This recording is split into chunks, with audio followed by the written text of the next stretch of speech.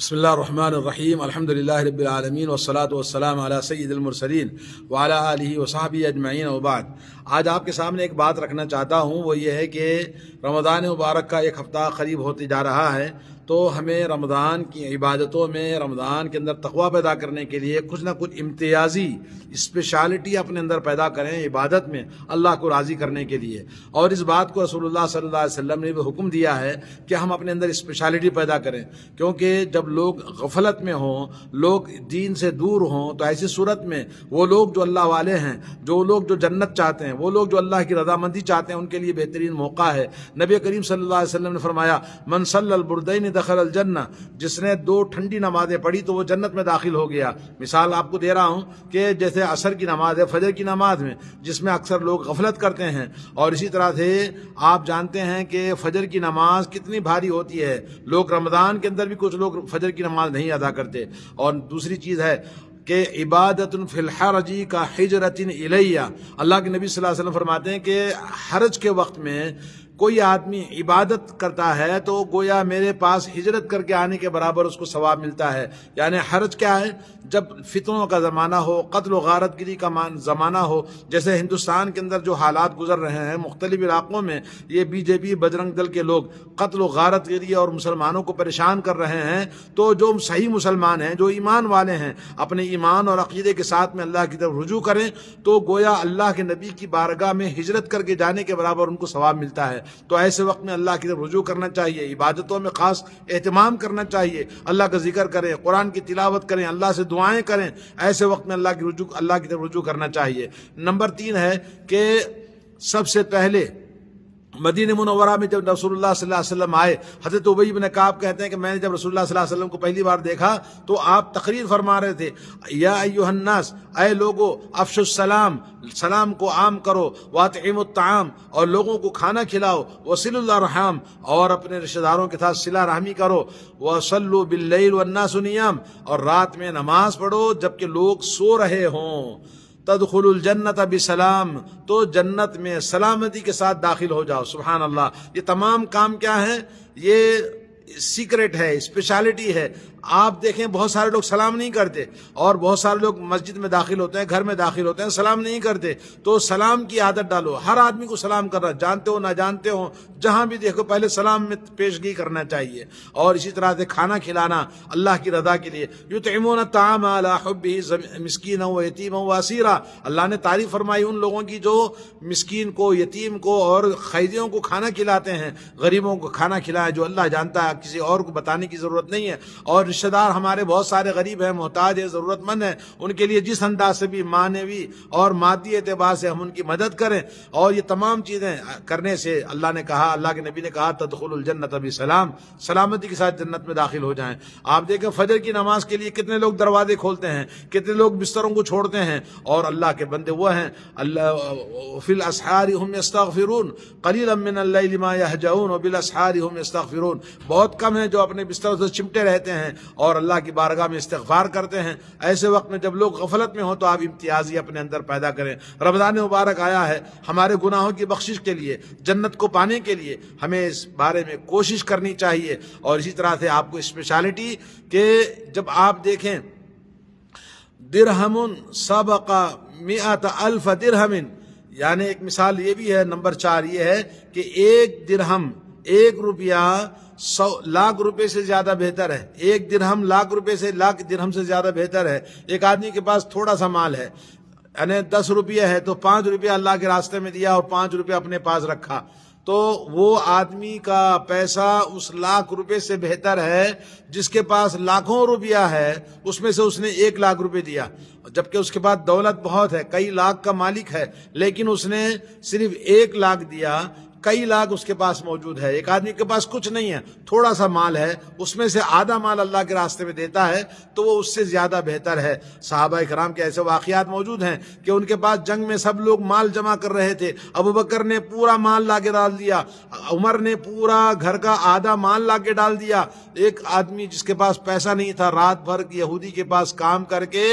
جو کچھ ملا اس میں سے آدھا لا کے اللہ کے نبی کو دیا، تو اللہ کے نبی صلی اللہ علیہ وسلم نے سب سے اوپر رکھا، کہا کہ درہم،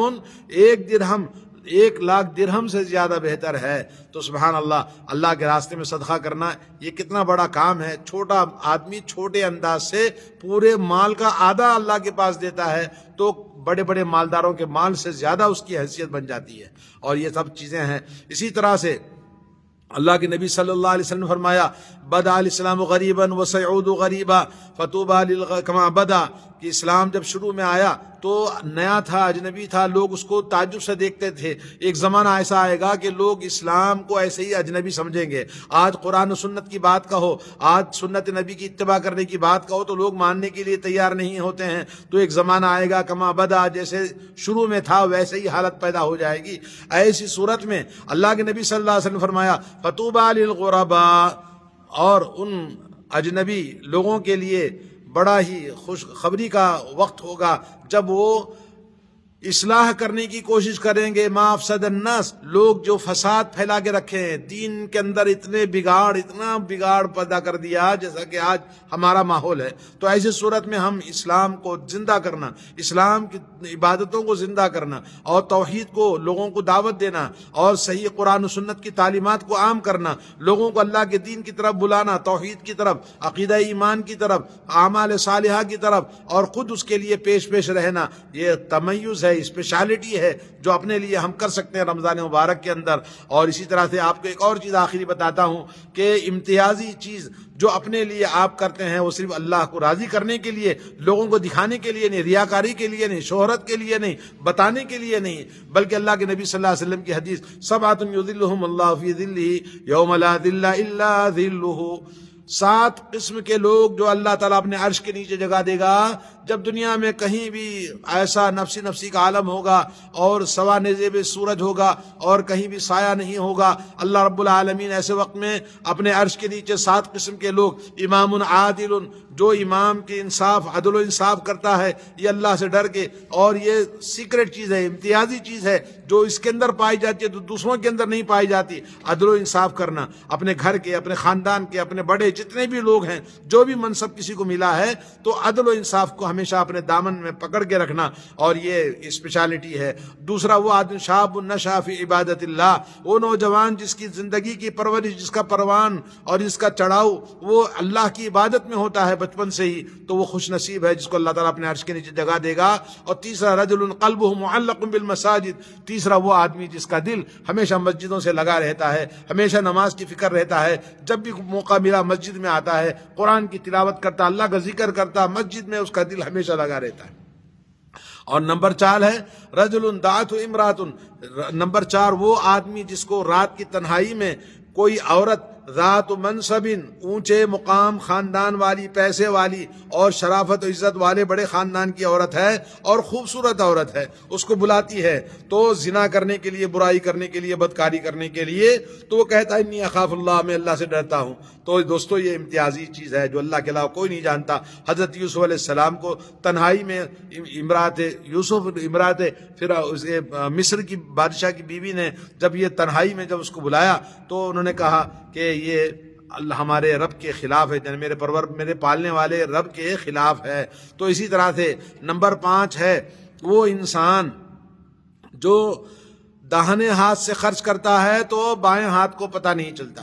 داہنے ہاتھ سے خرچ کرتا ہے تو بائیں ہاتھ کو پتہ نہیں چلتا۔ اور اسی طرح سے اللہ کے نبی صلی اللہ علیہ وسلم نے فرمایا کہ وہ انسان اس ہاتھ سے بھی خرچ کرے تو کسی کو پتہ نہ چلے، کسی کو بتا کر نہیں ہے، دکھا کر نہیں ہے۔ رمضان کے اندر جو بھی آپ خیر کرتے ہیں، بھلائی کرتے ہیں، اللہ کو راضی کرنے کے لیے کرنا چاہیے۔ اور 2 آدمی رجلان تحابا فی اللہ، 2 آدمی جو اللہ کے لیے محبت کرتے ہیں اسی پر جمع ہوتے ہیں اور اسی پر جدا ہوتے ہیں۔ اور آخر میں اللہ کے نبی صلی اللہ علیہ وسلم نے فرمایا رجل ذکر اللہ خالیا، وہ آدمی جو اللہ تعالیٰ کو تنہائی میں یاد کر کے ایک آنسو اس کے آنکھ سے نکلتا ہے تو وہ آدمی بھی اللہ تعالیٰ اپنے عرش کے نیچے جگہ دیتا ہے۔ اللہ کے نبی نے فرمایا ایک قطرہ آنسو کا جو اللہ کے خوف سے تنہائی میں کوئی گرائے تو اللہ تعالیٰ اس کے لیے جہنم کو حرام کر دیتا ہے۔ تو یہ سب پورے 7 لوگوں کی جو بات ہے وہ سب سیکریٹ ہے اور سب کا سب امتیازی اسپیشلٹی ہے۔ اللہ تعالیٰ ہمیں سب توفیق عطا فرمائے۔ اللہ کے نبی صلی اللہ علیہ وسلم نے فرمایا، اللہ تعالیٰ فرماتا ہے کہ میرے بندے کو 2